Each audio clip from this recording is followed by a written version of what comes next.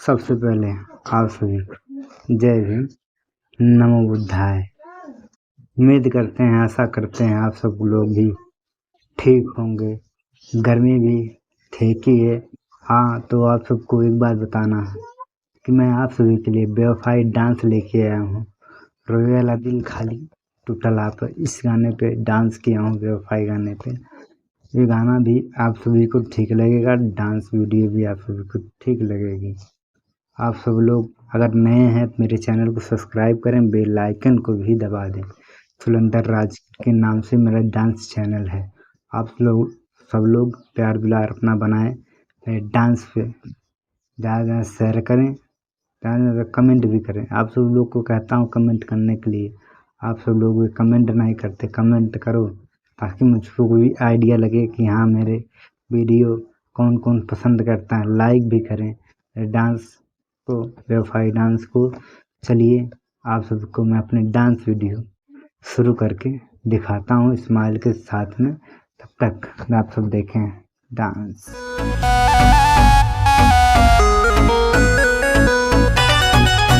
संघर्ष music digital recording studio Ekma Delhi.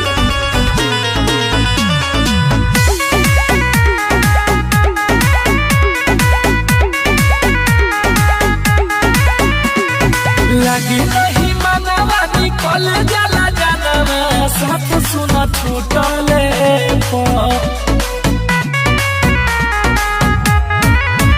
आदि। लगी नहीं मनवा निकल जाला जानवा, साथ सुना छूटले आदि। असही ना अखिया बहावेला लोरावा, डूबेला दिल खाली टूटले असही ना अखिया बहावेला लोरावा, डूबेला दिल खाली टूटले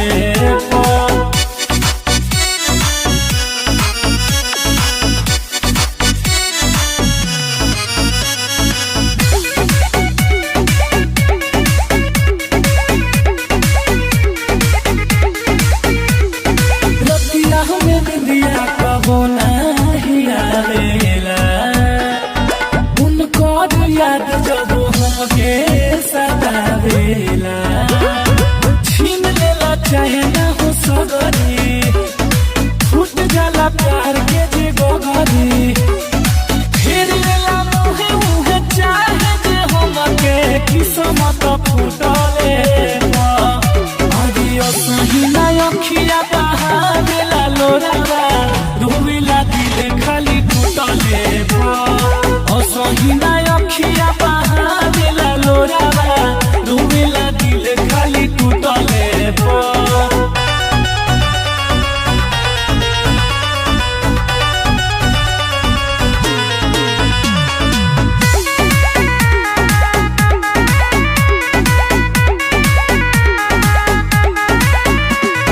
मर जाला माहुर खाई के तने लो, दुश्मन के भी ना लागे मोहब्बत के हो।